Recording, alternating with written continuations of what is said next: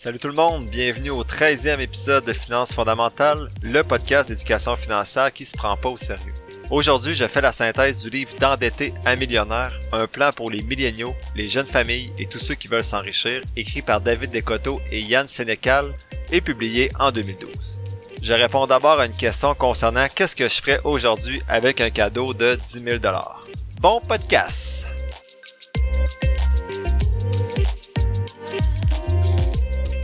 Comme d'habitude, je suis très content d'être avec vous aujourd'hui pour parler de finances.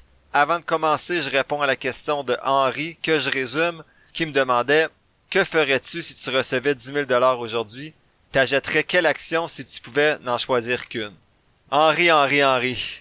Au moment de diffuser cet épisode-là, ça va faire peut-être 3-4 semaines que tu as déjà reçu ma réponse par écrit, donc tu sais déjà que ma réponse est plate à mort. Donc, selon la stratégie que je vous ai présentée dans les épisodes précédents, épisode 1 et épisode 8, si je reçois 10 000 $, voici les questions que je vais me poser avant d'investir dans une compagnie. D'abord, je vais me poser la question, est-ce que mon fonds d'urgence est correct? La réponse en ce moment, c'est oui, donc parfait. Deuxième question, est-ce que j'ai des dettes à intérêt élevé à payer d'abord? Ma réponse est non. Et ma troisième question, est-ce que j'ai cotisé au maximum le régime épargne-études de mes enfants cette année? La réponse est oui. Donc, en répondant à tout ça, je me dis, bon, je suis prêt à investir le montant de 10 000 $ parce que j'ai mon fonds d'urgence est correct et j'ai pas de dette, donc je peux l'investir. Et le régime épargne-études de mes enfants est plein, donc je peux le mettre soit dans mon CELI ou mon REER parce que mes comptes enregistrés ne sont pas maximisés encore pour 2023. Donc, ma réponse plate, c'est que j'investirais 10 000 $ dans mon CELI parce que j'ai bien répondu aux questions précédentes et que mon CELI n'est pas maximisé. J'aurais pu tout autant l'investir dans mon REER, avoir un retour d'impôt, mais puisque mon CELI, mon objectif à atteindre est encore plus loin, donc j'étais à 29,5% sur le 100% total, j'investirais ce 10 000 $-là dans mon CELI. Sachant que j'ai pas atteint le 70% d'investissement passif qui est visé dans mon CELI, je placerai le 10 000 $ dans le fonds négocié en bourse passif VEQT, je placerai le 10 000 $ au complet dans ce FNB-là. Henri, j'imagine que ton souhait c'était plutôt que je nomme une compagnie en particulier et non un fonds négocié en bourse. Donc je t'invite à t'abonner à la page Facebook de Finances fondamentales. J'ai vérifié et puis t'es pas abonné encore, Henri.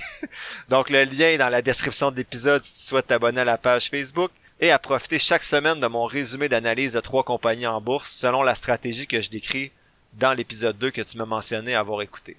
Si tu trouves une compagnie en haut de 75 points et que le prix est vert foncé, donc très sous-évalué, il y a de bonnes chances que la compagnie que je te nomme, ce soit elle. Donc merci Henri pour ta question qui était short and sweet. J'ai niaisé, mais un gros merci d'écouter le podcast. J'invite tout le monde à m'écrire comme Henri si vous avez des questions. Les questions commencent à s'accumuler un petit peu sur ma liste, là, j'en ai reçu quelques-unes par Messenger. Mais si j'en ai trop, ce que je vais faire, c'est que je prendrai le temps à m'amener de faire un épisode spécifique juste pour répondre à vos questions. Je répondrai à vos questions bien sûr en toute humilité, sachant que je ne suis pas un expert du domaine financier. Sinon, notre segment synthèse de livres concerne le livre D'endetté à millionnaire, un plan pour les milléniaux, les jeunes familles et tous ceux qui veulent s'enrichir de David Descoteaux et Yann Sénécal, publié en 2012. Ceux qui se rappellent, dans un épisode précédent, le terme volatilité me causait de la misère. Cette fois-ci, c'est le terme milléniaux que j'ai de la difficulté à prononcer. En introduction, je vous dirais que cet ouvrage-là est concis et balaie surprenamment du revers de la main le concept de budget. Selon les auteurs, monsieur, madame, tout le monde doivent simplement établir une limite de dépenses qu'ils ne doivent pas dépasser.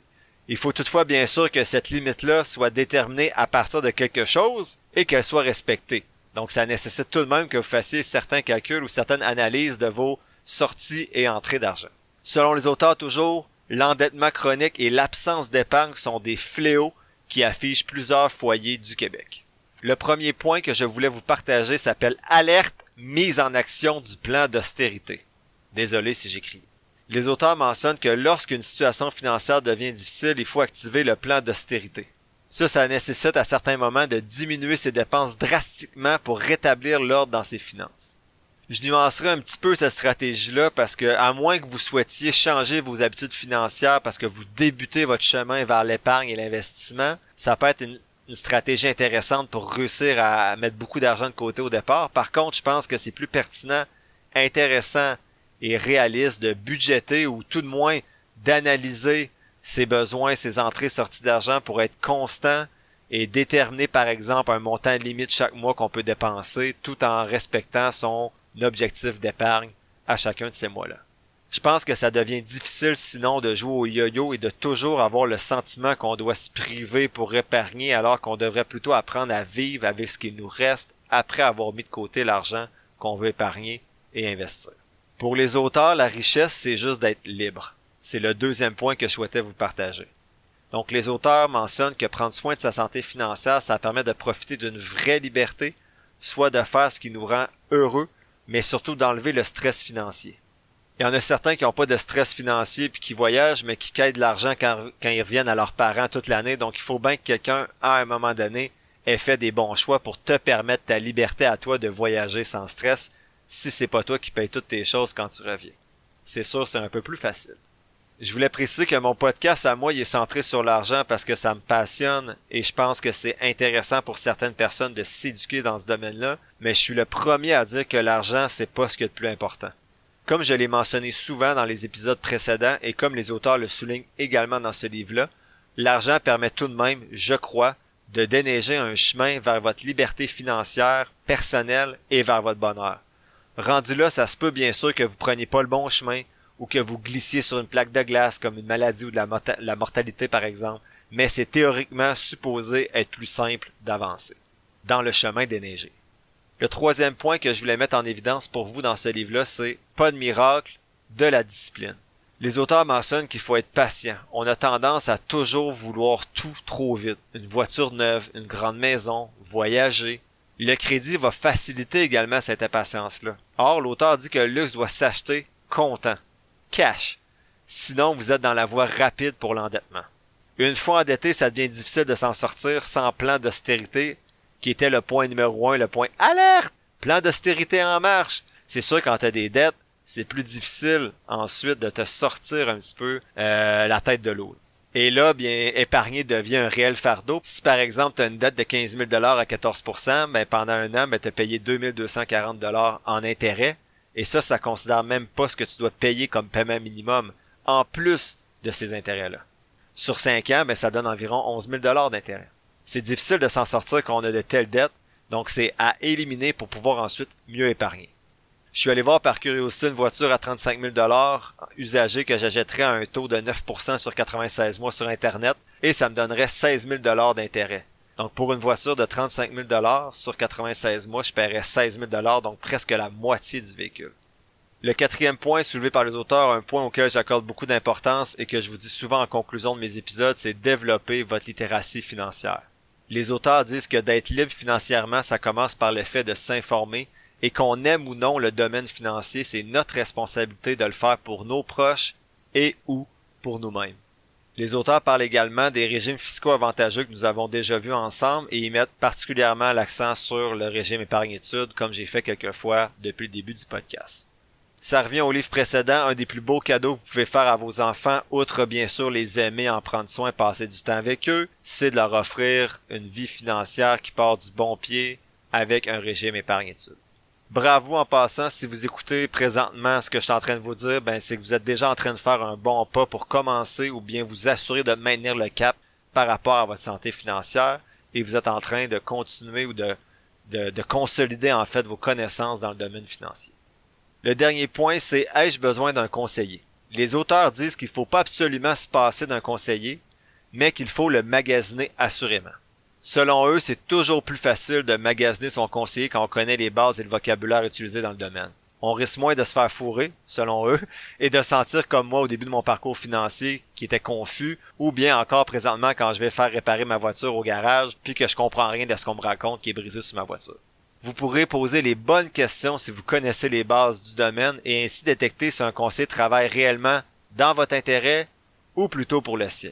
Et je vous invite à aller voir par ailleurs les questions de Fabien Major dans l'épisode 9 et certaines questions que je vous suggérais également de poser à un conseiller financier avant de l'engager pour gérer vos finances. Je suis assez d'accord avec leur vision, donc je suis pas pour ou contre l'apport des conseillers dans la gestion de votre patrimoine. Comme je l'ai dit quelques fois, je crois qu'un conseiller est essentiel pour certaines personnes, mais que la majorité des gens, selon moi, après une bonne éducation financière, sont capables de le faire eux-mêmes. Donc moi, personnellement, j'ai commencé à investir seul après avoir lu une trentaine de livres et avoir écouté des dizaines et des dizaines d'heures de podcasts sur le sujet. Donc ça se fait pas non plus du jour au lendemain, mais sachez que la stratégie est simple. Il faut seulement comprendre le domaine et apprendre à gérer vos émotions, mais ça doit être la 6e fois que je vous dis ça en 13 épisodes. En conclusion, le livre s'adresse essentiellement, je dirais, aux 20-35 ans. Il est facile à lire et très vulgarisé, très rapide à lire également. Ça s'adresse principalement aux novices, mais il y a certains éléments qui pourraient également intéresser les gens plus aguerris avec quelques petits trucs ici et là. Le livre rappelle des concepts de base comme vivre sous ses moyens et avoir un fonds d'urgence. Ce livre-là n'a rien de particulièrement novateur par rapport aux synthèses précédentes que je vous ai faites et j'en suis bien conscient. Je vous rapporte les synthèses dans l'ordre que moi j'ai lu les livres et on arrive vers la fin du bloc que j'appelle épargne où là je commençais à prendre conscience de qu'est-ce qu'il fallait que je fasse pour être capable de mettre de l'argent de côté et pourquoi c'est important d'investir. Donc bientôt on va tomber dans les livres où on va plus parler d'investissement et là on va recommencer à apprendre de nouvelles choses alors que là on commence à plus être dans la répétition. Mais à un moment donné, ça va arriver que si vous commencez à lire ces livres-là, vous n'aurez pas de nouvelles révélations à chaque livre. Les premiers livres qu'on lit, que ce soit dans le domaine financier ou un autre domaine, mais on apprend beaucoup dans les premiers livres. Et à un moment donné, il y a une certaine saturation des données qu'on appelle dans le domaine scientifique. Mais vous commencez à revoir les mêmes informations et ça montre que vous avez commencé à faire le tour du jardin. Mais vous allez toujours quand même retenir 2-3 nouvelles choses dans chacun des livres pour ajuster votre philosophie au regard de vos finances. L'épisode tire à sa fin. Je vous remercie encore une fois d'avoir écouté ce 13e épisode de Finances fondamentales. En résumé, questionnez-vous sur ce qu'est la liberté financière pour vous et soyez assez discipliné pour l'atteindre. Développez surtout votre littératie financière, ça va vous permettre d'investir de façon autonome ou du moins de mieux magasiner votre conseiller financier. Dans le prochain épisode, je vais faire la synthèse du livre Faux. Fausse monnaie, faux professeurs, faux actifs, comment des mensonges appauvrissent les pauvres et la classe moyenne de Robert Kiyosaki, celui qui avait écrit le livre Père riche, Père pauvre. Ceux qui sont intéressés, je partagerai cette semaine sur la page Facebook de Finances fondamentales l'analyse de 3 compagnies, soit Meta Platforms ou Facebook, avec l'acronyme META, Market Access Holdings, MKTX, et Moderna avec le sigle MRNA. Si vous avez apprécié l'épisode d'aujourd'hui, 3 choses que vous pouvez faire pour m'aider à maintenir le podcast en vie et le faire grandir, soit vous abonner au podcast et à la page Facebook de Finances fondamentales et me laisser un avis positif, partagez l'épisode avec des gens de votre entourage qui pourraient être intéressés ou sur votre page personnelle, et enfin, vous pouvez m'écrire à financesfondamentales@gmail.com ou sur la page Facebook de Finances fondamentales pour me poser vos questions, me suggérer des lectures ou bien me suggérer des actions à analyser. Oubliez pas, je suis pas un expert ou un gourou de la finance, juste un gars qui trippe un peu trop là-dessus et qui partage ce qu'il apprend avec vous avec grand plaisir. Prenez pas ce que je dis pour du cash ou comme une recommandation d'achat, faites toujours vos propres recherches. Sur ce, merci encore pour votre écoute, c'est super apprécié et on se dit à la semaine prochaine pour le 14e épisode de Finances fondamentales.